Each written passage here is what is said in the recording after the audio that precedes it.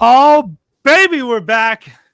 It's time to talk about some records, boys and girls, because in case you forgot, this is Record Talk, and that's right. where we do it. Oh, my God, I'm hearing a loop of my own voice. Let's pretend that's not happening. There it is. It's muted, and I'm back. Brand new. I'm distorting like a psychopath. Let's fix that. What's up? Oh, that's wrong. What's up, everybody? How's What's it going, up? brothers? Oh, man. Was the intro song supposed to play? I don't think so. No, it was just the regular countdown because I can't find the Okay. intro song. Yeah, it was not great. So in the interim time, since there's been a Record Talk, let's caffeinate. Cheers. Oh. Cheers, brothers. Well, so I don't have any of the sound effects currently. Oh, no. Unfortunately, yeah. I sold that piece of equipment. But we're back. We're back. That's all that matters. We're back. Let's So if you're watching this, YouTube is the place for the chat. That's where it's going to populate onto something we can see. I will continue to look and see why and when we can make Facebook also populate. But for those who don't know, this is Record Talk, guys. This is where we talk about records successfully. Yep. Myself is Rob, and then to my side is Brian, and to my underneath, as always, the bottom of all bottoms is James. And we're so excited to be back. So just for a bit of background, if you don't know, Record Talk hatched on Instagram. Hold on, let's make this public. Instagram Live. Instagram Live is where we started this show. Myself and Brian, on a rainy night during the last couple of years, can't go there. So, we were just talking about stuff we loved. What was the first episode, Brian? Do you remember? Blind Melon Soup. Of course it was. What a great record. Naturally. And it just evolved and it grew and it turned into this two-headed hydra, if you will. And we said, well, if we're going to take this to the next level, we need to complete the Triforce. So we reached out to the desert and we pulled James right back to reality. Desert, man. Bunch of childhood friends here. So we're going international. 3 of the 4 time zones, believe it or not, are being occupied on this we're so rusty. Okay, it's close. So I'm out of New York. Brian's out of the great state of Chicago, which is a city inside of Illinois. Yep. And James is in Stockholm, Arizona. So we're ready to go. How much Rob's ever-present knowledge of geography still in full force. That and the math. We're hoping that the math takes a front seat tonight. You know what? My shoes are a little bit easier to take off than normal, so get ready for a treat. I can go past 10. Oh. So the cool thing about Record Talk was it allowed a bunch of childhood friends to really reminisce about, just what it felt like to hang out in a car, driving around, listen to tunes, nerd out over a great album, nerd out over a great band, a great concert. And it goes, video games and cars and guitars and just anything that, that's really where this exists. And we're going to discuss today a fantastic record by Nirvana. And then we're going to talk into some things that we've been working on for the future. Hey, so you want to see that? Look at that. Yeah. Classy. And we've gotten to know some incredible people from around the world through this journey. And we're so excited to jump back on tonight and see where this takes us. So does anyone else have anything to say before we jump right back in here? Yankee fan, I'm waiting for you to discuss song 4 on In Utero. All right. That's Jeremy. He actually has a Brian tattoo on his arm he wanted to show you today, but you weren't here. Oh, does it?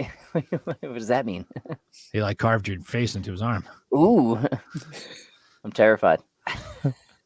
Jeremy was just here. I just finished up a band practice at the school and everyone was super stoked. We got some new followers, so they're probably going to jump on and watch us. And we appreciate that. But yeah, I'm sorry I interrupted. You were saying something. You're very dark. I am? Yeah. Or maybe I'm just ultra bright. I'm taking up all the light. You're a lot. You're a lot. There's a light above my head. I feel like Brian's very epic right now. It's very there's a lot of darkness and a lot of bright. It doesn't help. It's a good contrast. Dark. Yeah. Oh, you know what? I have a dark shirt on. I would take it off, but I also have a black shirt on. So.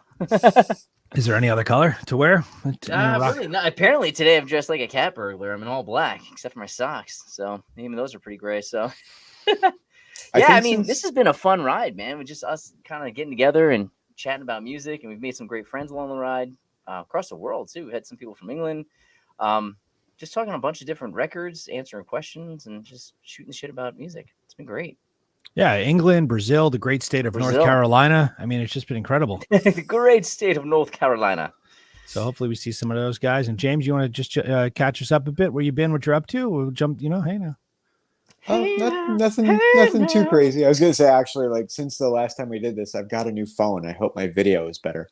You're strong. You're crisp. You are crisp. Yeah. Your pop collection. That wasn't in your backdrop in previous times, I believe. That's true. I broke down my setup and like I couldn't get the angle just right. So I'm gonna say this is just about where it's supposed to be. I love this. This is a great angle. It's really cool because I like when there's stuff in the background that draws you in. You want to like, what's that? Like squint and look. Did you end up ever selling those that set of books? Was it books or DVDs that you were going to sell? I never did. I stopped looking into it. Like, I have them. They're mine. I mean, all I'm going to do if I sell them is rebuy like the larger volumes, which I kind of want the larger volumes anyway. But I'm not like, I'm emotionally attached to the story, but not the books that I have. So I might still do it at some point. There is value there, but we'll see what happens. Yeah. All right, cool. All right. So one of the first things we do before we jump into the album, I don't have the song, unfortunately, but it's a little song that goes, what's in the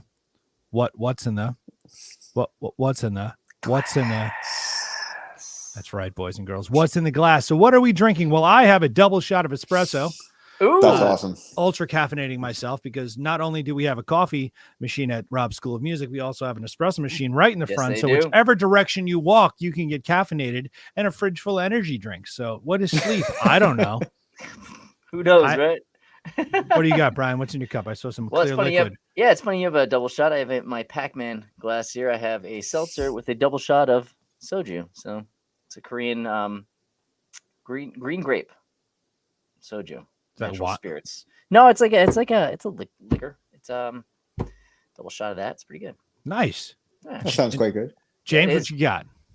I'm actually I have a very light pour of that Legend bourbon that we got from Star by you up in Monroe. I haven't had it in a while, and I find that it has evolved into peanuts, which I'm totally cool with. All right. So if you guys want to come out to New York, I mean, I'm waiting for you.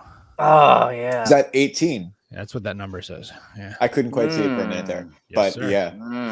The Portwood was fantastic. And have you had the 18? Did you open it? I'm waiting for my friends. Oh, you're a good man. You're the best. I have a couple things I'm waiting to share with you guys. All right. So let's jump in. In Utero. So while we're here, so we're talking about Nirvana in Utero. Nirvana. So it's interesting because I was showing the thumbnail to some of the students here today, and they're like, "This is terrible thumbnail." I said, "Why?" And they said, "Well, you have that naked woman on there. Why would you have her?" And I'm like, "Dude, that's the album art," and they didn't know. And then they pulled up the Nevermind album artwork and said, "Well, at least you didn't use that person." And I said, "Well, on Record Talk, we have one rule, and it's no wieners. So that's why we can have anatomically stripped down angel ladies." But we did Nevermind though, and we showed. We did. Cover. I know, but we did. I know, but just play along. Oh, yeah, I'm sorry. Maybe I did put the little record over it. I don't know. You did. You covered it up. Did I? All right. Yeah. So was the In Utero cover was like a dissected person or like a. It's a mannequin. That's kind of like it's like a You see how like you see. Okay. Yeah. Intestines and musculature. Yeah, it's kind of cool. It's very cool. A lot of the art direction of this album. So. Not only was Kurt doing the vocals and the guitar, but he was doing the art direction. He was doing the photography, the design. Obviously, they had an artist, put that together. But a lot of that, even Heart-Shaped Box, believe it or not, a lot of that idea came from him. The director was surprised. Sometimes artists will come up with the ideas and they're like, "Yeah, that's shite." But he was surprised at how well thought out he had Heart-Shaped Box. That he's like, you know what, this actually could really work. And obviously, it's an iconic video. Yeah, I want to jump into that, but I think for context, it's important. So, what year did Nevermind come out? So this came out in 93. So September. Oh, Nevermind. Oh, Nevermind. Nevermind was 92 and Utero was 93. So they're a year apart. Year apart. Yeah. Wow. Mm-hmm. Kurt was gone in 94. So yeah. That's right. Yeah. So they did the MTV Unplugged and then. I feel like it was 91 for Nevermind. Nope. 92, sir. 89 was Bleach. 92 is Nevermind. And then you had Incesticide in between that compilation album before. Go ahead. It was that much. Go and check my ears. Go ahead, son. Yeah. And they recorded this album in 2 weeks. I can see that. Yeah. So 2 weeks time. September 21st, 1991. Not 21st. It's September 13th. September 24th, 1991. is when Nevermind came out. Oh, okay, never mind. Gotcha. That's what I asked. I said, when does Nevermind come out? You said 92. Oh, did I say 92? I'm gonna say, oh man, my brain. James, jeez, we're falling apart. So wreck. Where's Jamie Lee Foxx when you need her? So for all you watching this currently, present, past, and future, normally we're more spot on, but we hatched this nugget of an idea 48 hours ago. 48 hours, that's right. Yeah, so we're doing the best we can. We're a little rusty. Yeah, it's okay. It's all right. I knew that it makes sense, but even still, even though 91 to 93, that's still a very prolific run. Yes. And I think what, and I just for context, if you do go back and watch the Nevermind episode, which I will clip it when you look up there, you'll have a link to it when you rewatch this. So I hated that. I was like, Nirvana is dumb, blah, blah, blah. And I was so like obnoxious and like pretentious, and Pearl Jam's better. And all of that's completely true. It's no 10. It's no 10. It's not. And it's not. It's not. And I think that was my problem. It's not 10. And it's not Super Unknown. And it's not Melancholy and the Infinite Sadness. And it's not Core or Purple. None of them are those things. But it's something unique and special on its own. And I didn't realize that. I literally put an Instagram post a couple months back and I was like, so I just found this band Nirvana. Apparently they're pretty good. Yeah, I remember that. Right? And I like went as far as to buy like the Kurt Cobain signature, like legit, whatever this is, a Jaguar. So like whatever this is. Yeah. I just was because I have no idea what it is. Yeah, it's been up there for a while. I forgot. But for a little bit. I didn't get it. And now I do get it. And listening to this with those fresh ears, it's really kind of cool because some of these songs are like ultra slick, catchy, Beatles-esque, like, we'll go deeper, but then like you get to something like, some of the, like, I can't even, but like some of the songs are so, they're gnarly. Okay, so they're just gnarly. Scentless Apprentice. I love that song, but it's just like very gross. Tourette's. Yeah, it's just there's some of them are just they're gnarly as hell. They have all the jagged edges, nothing's been polished. I mean, Kurt said it. He said, "Of course they want another Nevermind, but I'd rather die than do that. This is exactly the kind of record I would buy as a fan, that I would enjoy owning." Yeah. And that is very telling. And when you listen to this, that shines through like 100%. And I think it's interesting because a lot of bands, you look at their big record. You look at Pearl Jam 10 versus Vitology, and then all of a sudden they put out No Code, which was experimental and weird and strange and has a lot of, in my opinion, hits on it, but certainly a few misses. Right. And it's almost as like this strategic, like, no, let's go back to our roots. And even if you look at like the record after Purple, STP, it's Tiny Music Vatican Gift Shop, whatever it is, like that one felt really different too. This, it's if Bleach happened, then this happened. I think that would make more sense than Bleach Nirvana. This felt more going back to their roots. There was that grittier sound. So you had a polished feeling on Nevermind. And that was something that I don't know if the band, I know Kurt was very vocal about like not liking the fact that it became so polished. It's not what he wanted. And that was why they sought out Steve Albini for this one, because he had a reputation with the American independent music scene. He had very odd, methodical ways of recording that he knew would capture that rough around the edges, like capture the raw energy, like the Stooges, and which is somebody that he's produced. Like, how do you capture someone like the Stooges, Iggy Pop, And he did that in this album. You hear this album, you could smell the sweat. You smell the room it was recorded in. It's a phenomenal album. A lot of credit goes to Nevermind. I don't know. I think this one's better, in my opinion. I love this. I love Nevermind, don't get me wrong, but this one, Bleach. I don't know. I'm curious, James, because you're, what do we call him? The heretic. The heretic. Thank you. Dark heretic. I was like the dark horse. That's not right. That's brutal. I became way more metal if I'm the dark heretic now. Because your opinions come from a very different place, I think. And what is your take on this album? Yeah. I'm still stuck on Brian saying that Kurt said that Nevermind was too polished. Yeah. That staggers me in itself, because Nirvana's sound is, Nevermind included, I feel like, is so gritty and like so it like still does. sawtooths For sure. and razor blades, so to me, like I feel like sonically, like it's still very, very rough. Oh yeah. But if you listen to Bleach, then listen to Nevermind, then listen to In Utero. Like the next when we're done with this episode, when you have some time this week, just listen to those three. Don't even like go deep into them. Just listen one after the other, and you'll see. You're like, oh yeah, I could see why that may have been more of a commercial click for a lot of people and hooked in a lot of people that may have not been. If this album or Bleach came out, they wouldn't have been into Nirvana. You could see where that was kind of a catch-all. There is some polish there for sure. You'll see it. Well, you know what's interesting too, I think, is how can you go from songs like All Apologies, Dumb, Penny Royalty, maybe that's a little extreme in terms of the pain in his voice there, but Heart-Shaped Box and Dumb and All Apologies, but then like I can't say that word. Scentless Apprentice or Rape Me, or I mean, they're just very diverse and different. And then even like the Servants, like it starts off and you're like, where like that could, I hear Beatles in that song. Oh yeah. It's crazy. Yeah. Because how do you have a song that has Beatles influences and track 2 is like these tribal drums and this whole other thing, you know? Oh, here's the quote I found. So here, early in 92, Cobain told Rolling Stone that Nirvana's next album would showcase both of their extremes of their sound, saying it'll be more raw with some songs and more candy pop on some of the others. It won't be as one-dimensional as Nevermind. So to him, it was more one-dimensional. It didn't have the depth and the obscurity that they were known for, and just dragging in just more of what they encompassed in their, in their living spaces and their live shows.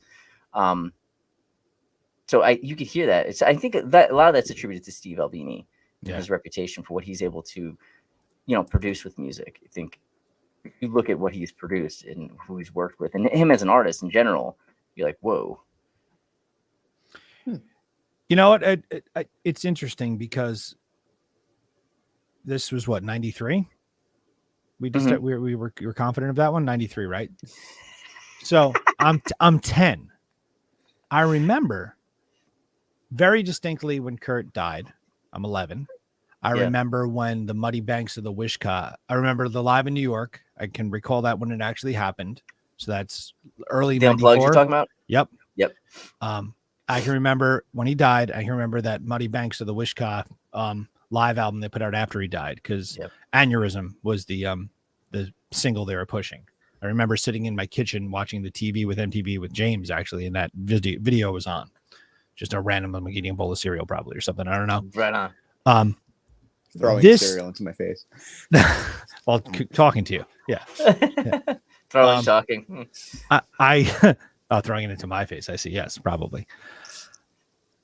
I remember when Heart-Shaped Box. I remember the video of it. And I remember thinking like, this feels different than, Come As You Are or whatever prior to it. But it still felt, I think, I don't know, this thought is half formed because it's a 48-hour-old idea. But I think like it still feels like the same band, but it's different. And that's hard to do. It's hard to kind of, maybe jumping off the idea you had, to continue on the same path and have it splinter in an organic way. Like, I guess, referencing that quote where it's all sides of something. Yeah. And then like, if you say, okay, well, there's like, I have this 20th anniversary edition. So there's a CD with a new mix of it, but then it has like some B-sides. It has Marigold, which is the Dave Grohl one, and it has Sappy, which I think is that the one like, and if it will make you happy. Right? Just going. Like that, right? Can you tell? Yeah, that's a good one. I can't play the music, so you just have to guess, right? Yeah. So let's put a pin in this. What's the next Nirvana song? You're right. That's the only thing that came after this. If that's where they were going, and I think I said that during the Nevermind thing too. Like, I remember calling you when that came. I was like, dude, this sounds as it's fitting for the time. It came out so much longer after his death, and it sounded like something that if they were still together or they had gotten back together to do another album, that's what it was. It was pertinent to the times. It wasn't just like we were all craving, what else do you have in the canon that wasn't released? Yeah, it was incredible.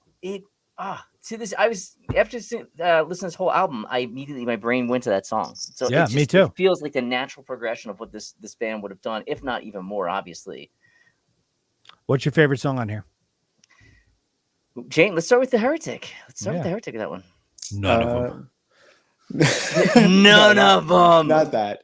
I feel at some point I'm gonna have to defend myself here. I haven't even said anything bad, but I'm gonna have to defend myself. I want you to. But you want me to say something bad? Yeah. Well, I won't say something bad. I'll say my favorite song. I like your shirt. Is that a Volkswagen on your shirt? No, it's actually my car, but it's cute. It's like somebody hand drew it. Yeah. Okay. But my favorite song is All Apologies. I love the melancholy of the guitar, and I love his vocals on that. Actually, it's always been my favorite song on this album. But I don't have anything bad to say about it. I liked Nevermind more personally. I enjoyed the grit of this album, but I hear everything different. Anybody who's seen the show and who like knows my shtick knows that I don't absorb stuff the same way. But being someone who absorbs stuff differently, this was going back and listening to the whole thing over the course of the past 48 hours. Was the first time that I heard Kurt's voice and been like, man, that guy hurts.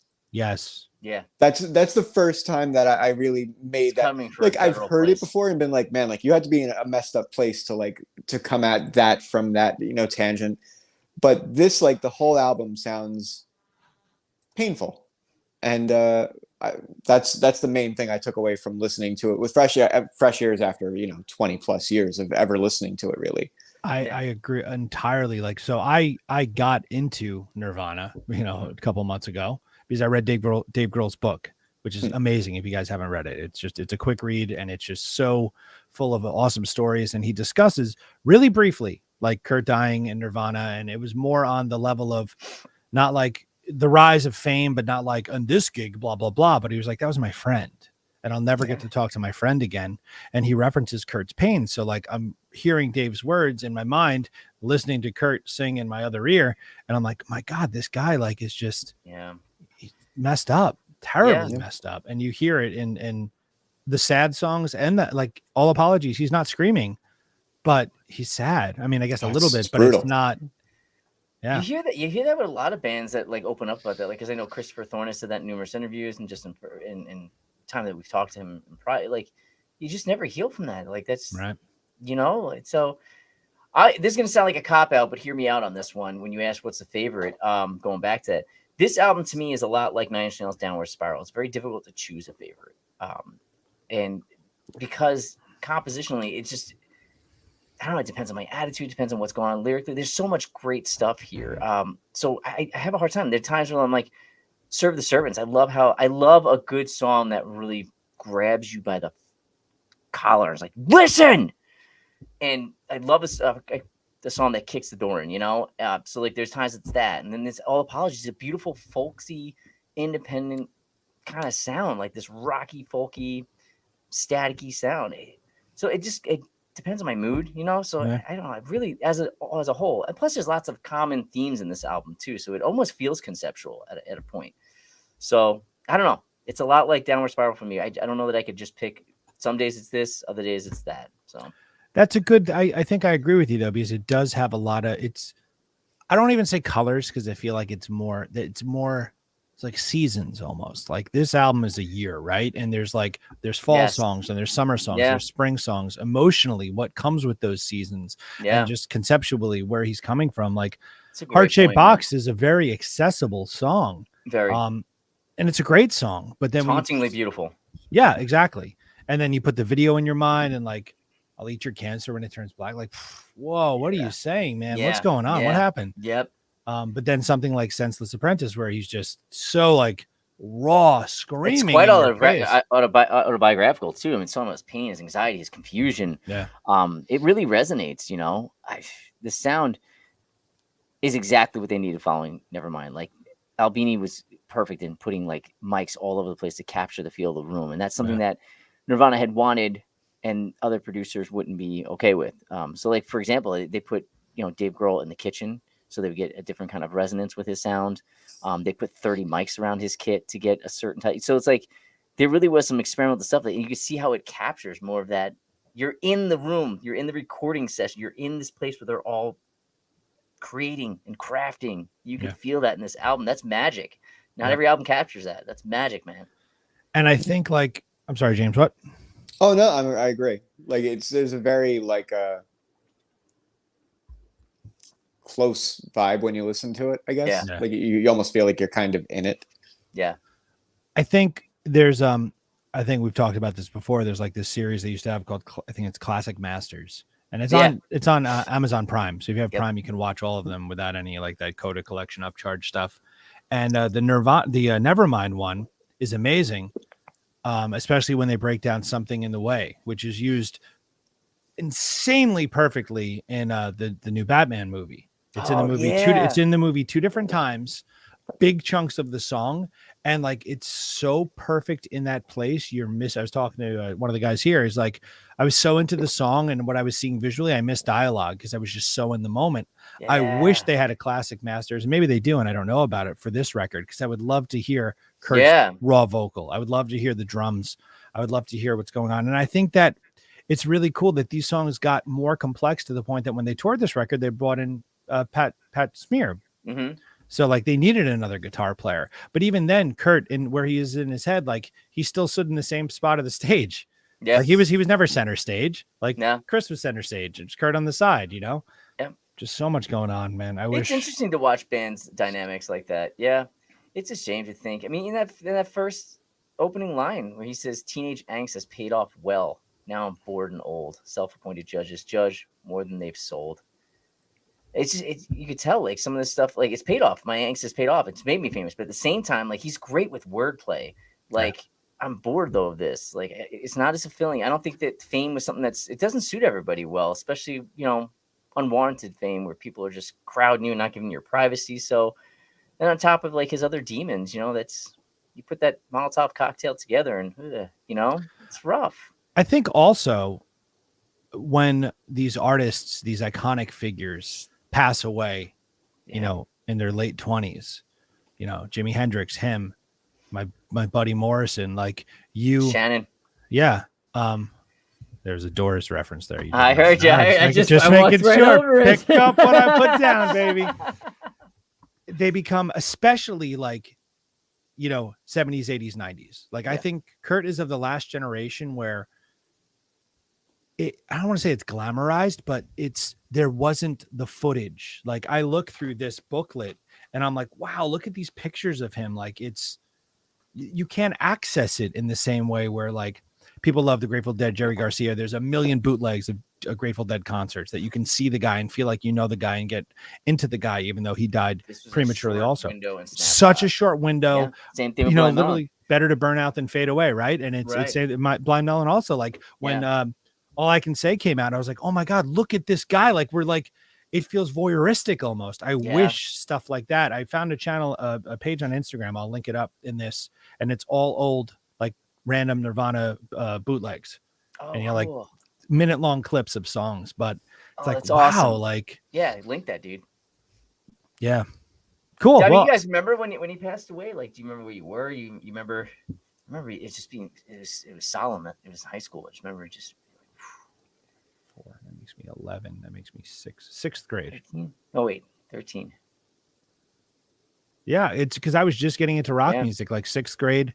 That was like, it was heavy, man. It was so heavy. It's interesting. I remember the aftermath of it more. What month was it? What month did it happen? April? Yeah, April 4th, I think it was.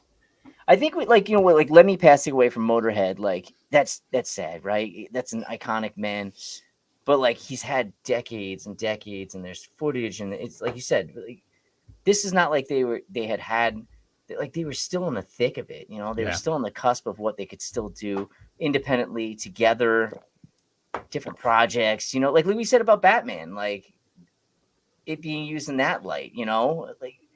It's just crazy. There was so much possibility and so much on the table, it's just like it's like, oh man, you know what I think is kind of cool about him, and I don't think you can Jimi Hendrix, it's not the same thing, and I'm paralleling them for a reason.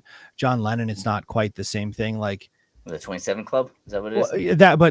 It's I'm going somewhere with it. Like Kurt Cobain was in a band, a rock band. So like this pet project of mine recently has been trying to achieve a full 1990 set, the whole decade of Guitar World magazines. And I have issues where Kurt's talking. It's not like an old interview. Like it's 1992 and he's being interviewed. He's alive. Yeah. And it's like, what? Like that's a thing? But yeah, of course it was a thing. But that doesn't really, I don't know. It's just, he's iconicized, but he's like a ghost, but it's like, he's screaming right in your face. But then just to grab a magazine, like he's just right there. It's very strange. It is. Yep. Yeah. That was heavy. That was a good one. It was. Yeah, it really was, man. Well, go ahead. Yeah, go for it, James. Do it. I never thought about it in that context because I feel like everything has shifted so radically in the past couple of years. Like now we would immediately associate that with there's an interview with him like with Premier Guitar or something on YouTube or something like that. Right, a rig rundown. Yeah, like that doesn't exist for that. So it's right. It's articles. It's pictures. Yeah. I also find it, I'd love to read that because I always thought of him as someone who was very closed off, that like he didn't talk about these kind of things. And like, it was the fact that he was like a guitar player and would have been in like a Guitar Player magazine almost seems like secondary to what he was about. Right. So that's especially unique, I think. Yeah. Well, I think that's a part that like some people have a hard time with. I mean, there's several artists like that are shy, but they also want to do this. So it's that weird pull, where it's just like, well, I got to do this, but it's not to what capacity. So I don't know. I think that's part of the thing that, really probably jabbed at him a bit too, and then on top of like, he said that, he has bipolar disorder. So like all these things, you mix all this together and you don't know what you're doing. There's not a manual on this. It says, all right, this is successfully work, go this path. And just the severe addiction. I mean, there's a biography on him, right. Heavier Than Heaven.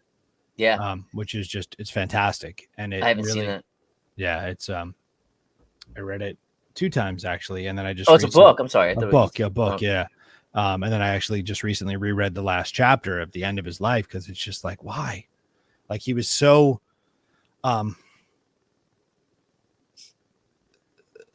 deliberate in everything that happened at the end. Like it was a choice, it wasn't. But yeah, man. So that's what we do around here, guys. We talk about records in this way, and we make ourselves bummed out and sad. Well, no, let's spin it around. I think there's a lot of great things on this album too. So I think most people would think of Nirvana and like James was saying, the guttural screams and where is that coming from? How he does that, whether it's from a place. But like, there's a lot of things lyrically in here too. Like some of them are based on novels. Most people wouldn't think that. Like there's certain songs like Scentless Apprentice is based on a novel, Perfume by a German writer. And it's about this guy who has this extraordinary sense of smell, but he also doesn't have any odor of his own kind. And he's just kind of like he grows up in an orphanage and these nurses, and he's kind of treated like crap. And years later, he becomes like this apprentice to a master perfume maker. And he later commits these series of murders in order to kind of make these perfume scents of his victims. So like, you wouldn't expect something like that. Like, so he's taken this book and he's written this amazing song about it.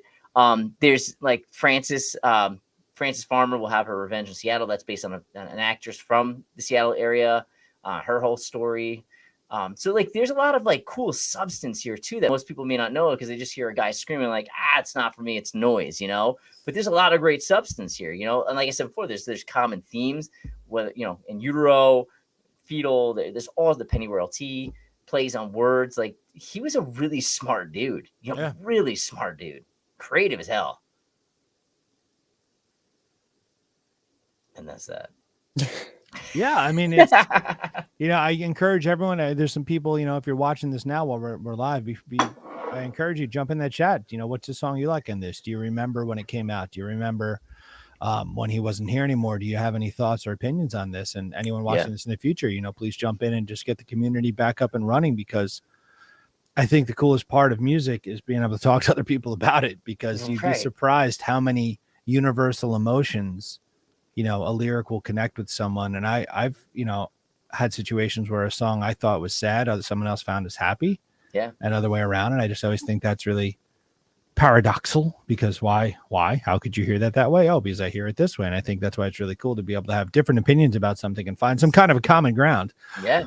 Well, look at Rape Me. Most people, just the song alone, the title, I know that got a lot of stir out of people too. Is like, right when he played it, was it SNL or the MTV Awards? Was it? I think right. SNL. Rape Me. Yeah. They started it and then they went into a different song. They were in almost cuts commercial. Yeah, because it on the surface, like Rape Me. Oh God, but it's not. It's oddly enough, it's an anti-rape song. It's from this perspective of the victim, but because of what it's singing and people not taking a second to be like, all right, is this tongue in cheek? What is he trying? What's the whole message? People immediately get up in arms. Right. It's like you're saying, like, it's got to be negative. It's got to be in support of rape. Actually, it's not. Certain songs you think are sad but make you happy. So yeah, it's interesting. That's the beauty of art, man, and lyrics and music. Everything's open to interpretation to some degree, and I think I think your first impression of something is very indicative of your later feelings or your ultimate feelings towards it. Language. Just kidding. I didn't even know what I said. I don't know. You threw me off the dick. There you go. That language. You said indicative, but then Brian said it anyway. I said dick. Oh, I see what's happened here. Easy, okay. Steve Rogers, go. I don't even know how to say what I was going to say anymore. It's gone. You're talking about dick. Go ahead. We interrupted you. Indicative. Indicative of. So we're talking about docking or like what? But I feel like our first, as people, like your first experience with music or with that piece of music is very symbolic. Or sure. No, indicative is the word. Indicative. Yeah, no, being an idiot. Yeah, of course. It's the right word. Yeah. Of your ultimate feelings on it.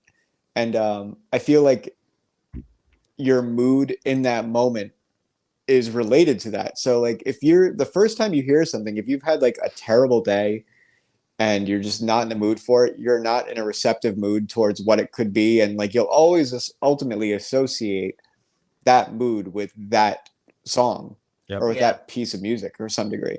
Yep. So like the first time I heard Heart Shaped Box, I didn't get it. I wasn't in a mental place to understand what the song was about. And I just knew at the time, like Smells Like Teen Spirit was one thing and Heart Shaped Box was a different thing.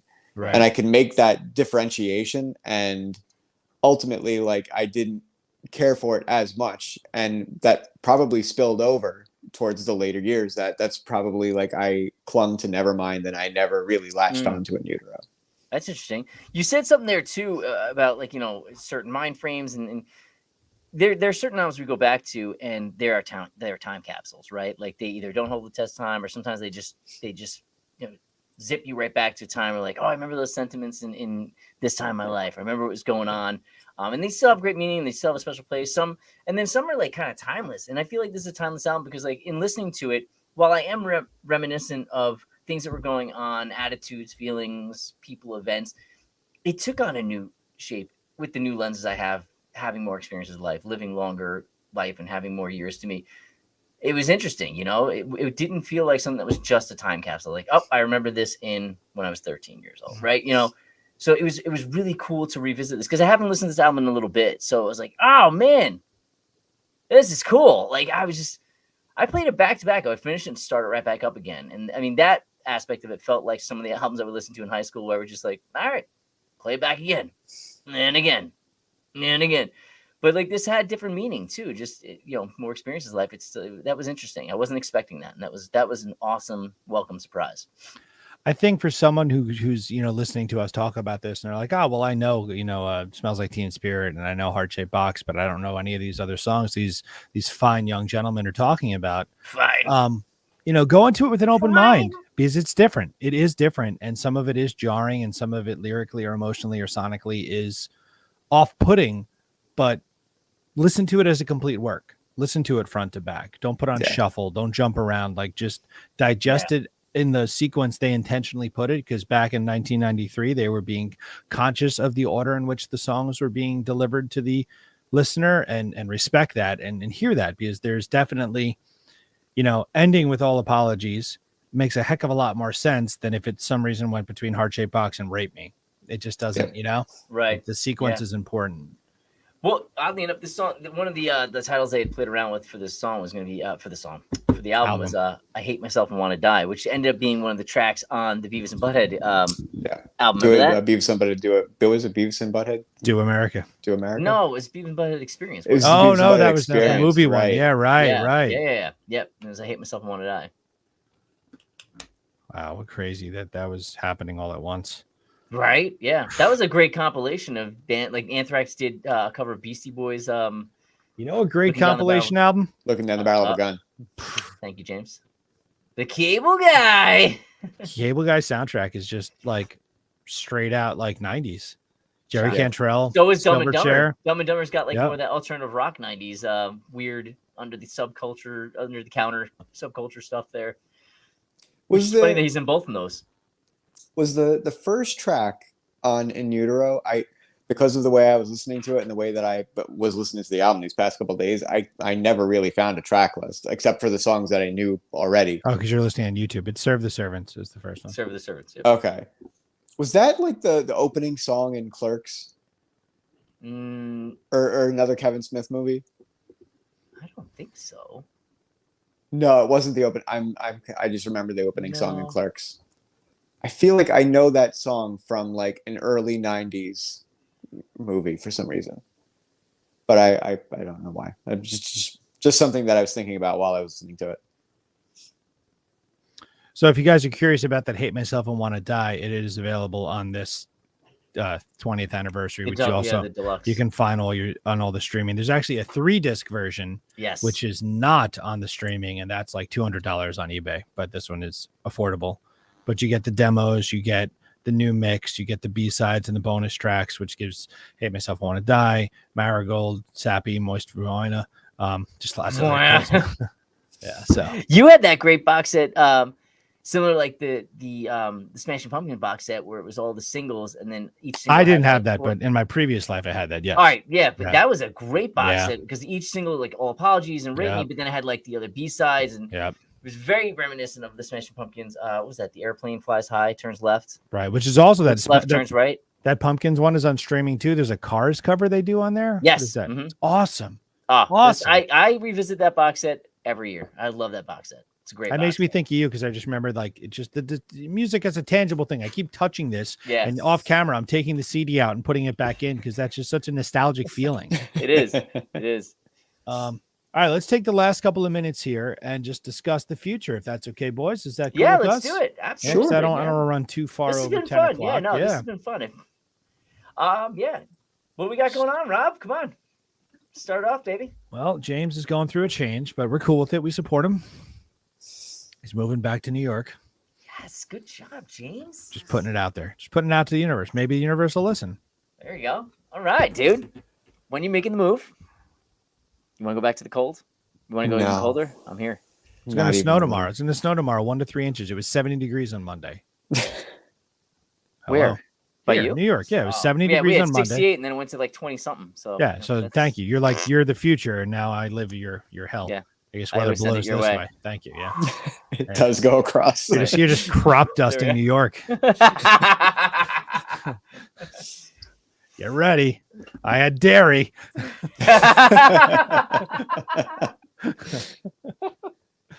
So lots of cool things coming up, in our time away from this. Record Talk, existed as a thing just to really bring us together and develop this awesome community, as we referenced. And we plan on doing more of it, maybe a little more sporadically and not as weekly, but I think there's something to be said about us discussing these sort of things. And there's certainly value we provide to each other and hopefully anyone listening. So on a larger scale, we have been discussing privately and separately and triforcinally about, well, what are our other come on. Yes. We all kind of do things independently, but it comes back to the home. So I do the interviews. I interview Mark Holcomb recently. He was just picked up by some place in France. Yeah, he was incredible. Such a cool guy. Jeff Schroeder recently from the Smashing Pumpkins. Cool stuff. But each of these guys here, they got some unique skills. Brian is the most passionate human on the planet about many a thing, primarily the genre of horror. and Monster Arm. What is it? Monster Arm's Giant Catacomb? Is that what we're calling it? Monster Arm Cellar. So I'm gonna start a podcast. Doing you call it Monster Arm Cellar, and I'm gonna be talking about just horror related stuff. So sci-fi horror, mostly just dissecting movies, kind of like what we do here. And just had some really cool ideas about what I like to do with that, and then really come at it from every angle artistically. So I've been working with these fine gentlemen, coming up with an intro song and an outro, and just really coming at this multimedia wise. So I'm really excited about starting to put out some cool stuff for that. I have some stuff in the works for that. So hopefully we'll have some stuff together soon. Yes. So I'm excited about that. It's going to be awesome. I mean, that's not a genre I know a ton about. And I tell you every time privately, I'll say it publicly. When you discuss these things, it makes me care very much. Your passion is addictive. Thank you, and sir. Enticing and captivating, and I think it's going to be incredible. And hopefully, there's a video component too. Maybe you tape yourself and just upload video. However you choose to do, it's going to be epic. And then James, you had a pretty epic idea. I don't know if you want to share that. You don't have to, but something cool also. You don't want anyone to steal it. Well, I've actually like this. I don't know if this is like a dirty thing to say. I've started like scripting some of my ideas for what I'm doing, and basically, I always like ask my friends that live out here and my wife. I want to go for this long drive. Like I want to go from here to this place because we're like it's COVID it's well, because people aren't doing a lot of things, so there's like not really.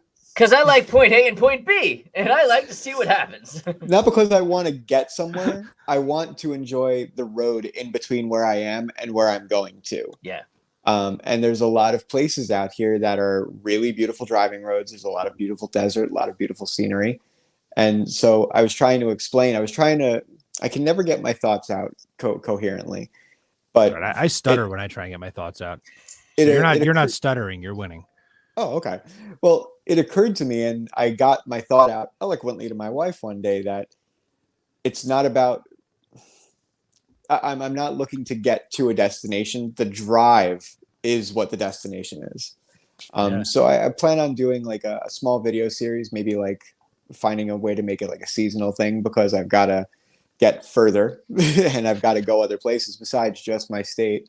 And I've got a couple locations planned already that I just plan on doing these drives and filming them and explaining where they are, the car that I'm driving, when I go do the drive and things to look out for and things like that, like where you're not necessarily that like the big joke is I want to go to a Chipotle that's 2 hours away, not because I want to go to Chipotle, but because I want to drive the 2 hours of perfection that are on the way to that Chipotle. That's that weaves in and out of mountains and through forests and goes up and down and just does all kinds of cool stuff. And that's what I love in life a lot is just going for really, really beautiful drives. The absurdity of the way you describe it, I love that. It's something like out of Monty Python. Like, I'm going to go to a Chipotle 2 hours away. Not because I want Chipotle, but because... But I guess that's the point. Like, can I be in the back seat with the coconuts? Like there's a beautiful drive that I love to do out here, and I do it kind of occasionally, is to a boat launch at a lake in Arizona. I don't have a freaking boat. I don't care about like going to the boat launch, but there's 16 miles of really, really nice road between where you jump off the main road and go to the boat launch. So on the boat launch drive, can you like have a guest for that one and like maybe get like T-Pain? I'm on a boat. Probably not, but that would be pretty cool. Work it. I think you can do it. We'll have to figure out licensing. I'll just throw like lots of I'm on a boat clips on towards the end. We'll see what happens. Yeah.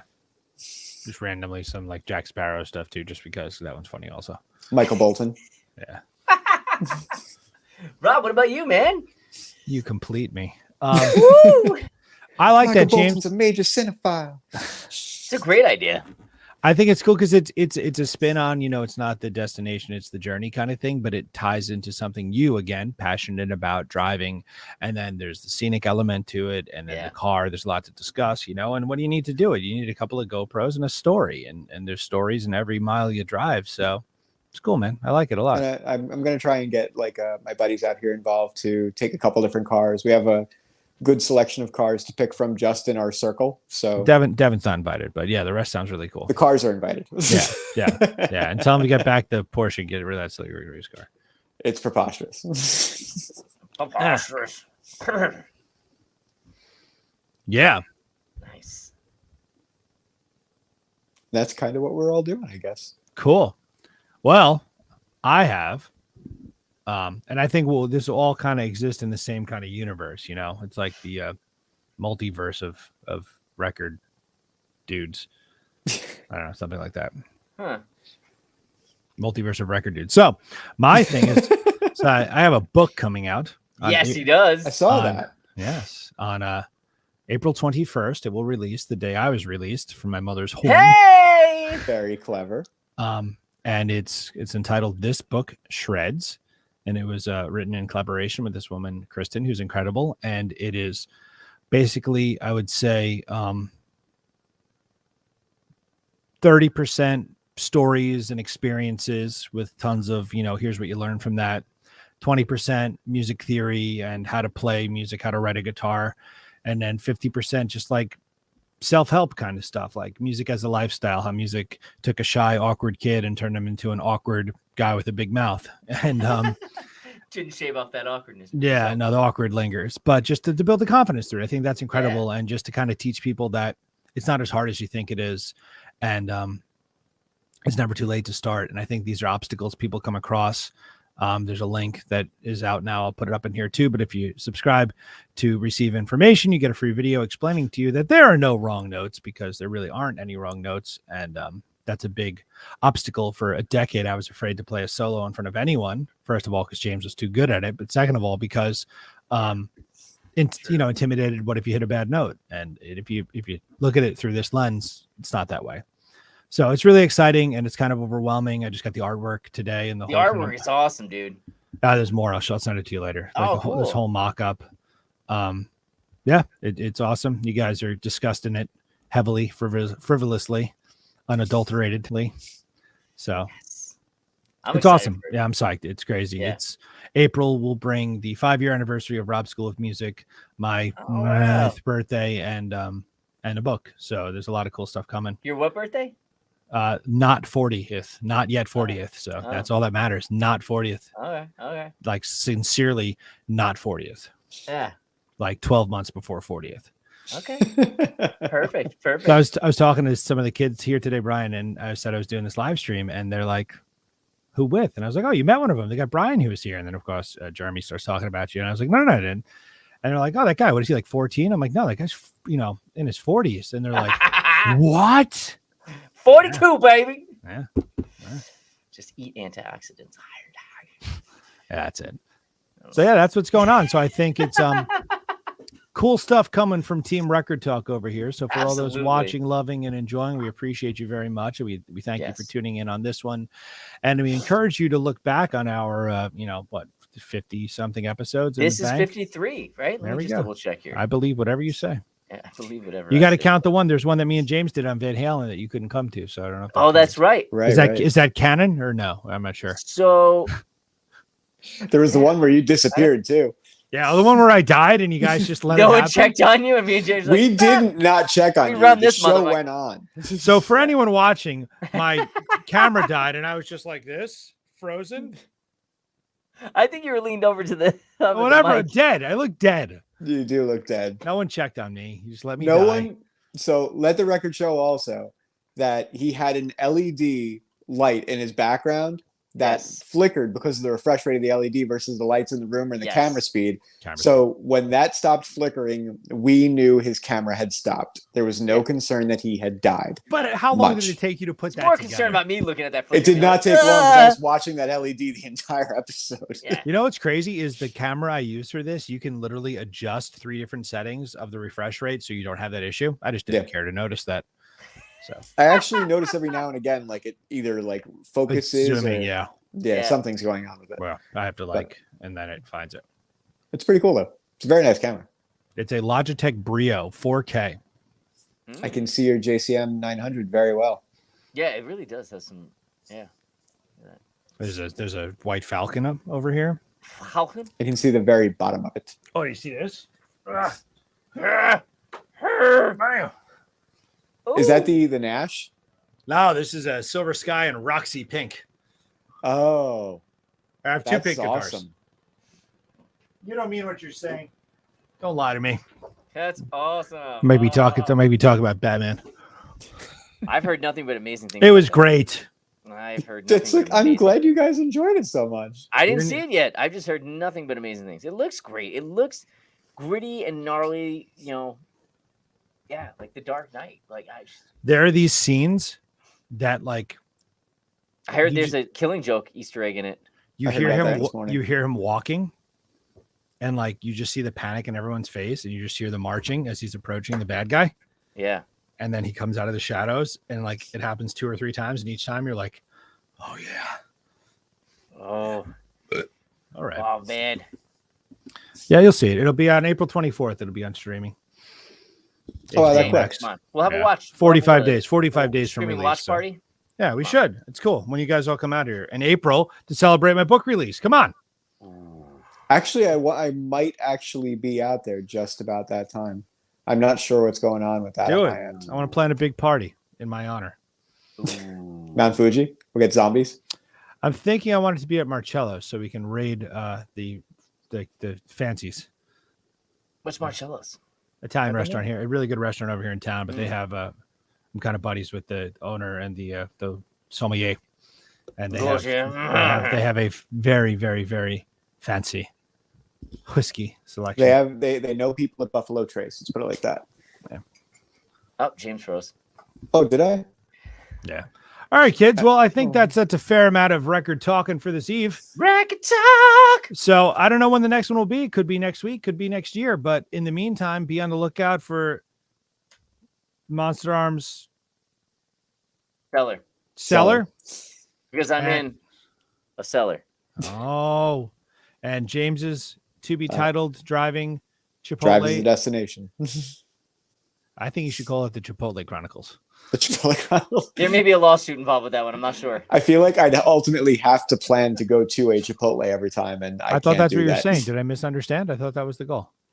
Oh no, that's just like this. I know. You okay? And then I like of course, how he really got you there. it's just absurd what I get away with, and you just let me get away with it. And then hold on, I'll give you guys a little Easter egg teaser here before we sign off. Is it music? It's this book shreds front and back cover. What's up? I like the cover a lot. Cover's awesome. Do too. Thank you. She made that. She made a mock-up of like a pedal looking kind of thing. Yeah. And then there's actually an Easter egg inside of it because on the pedal it says JK1S. So that's Jack, number 1 son. So great. Aww. Isn't that sweet? That's very cool. And then she took my my standard Rob stock photo, but she photoshopped a green guitar in there and made it giant. Yeah, she did. That's cool. It's going to be awesome. I'm so psyched for you guys to see it. Like I said, you're in it a ton. So hopefully awesome. I didn't say anything inappropriate. All right. Until next time. Take care, everybody. Have a good night. Listen to Pearl Jam 10. I mean, In Utero. In Utero.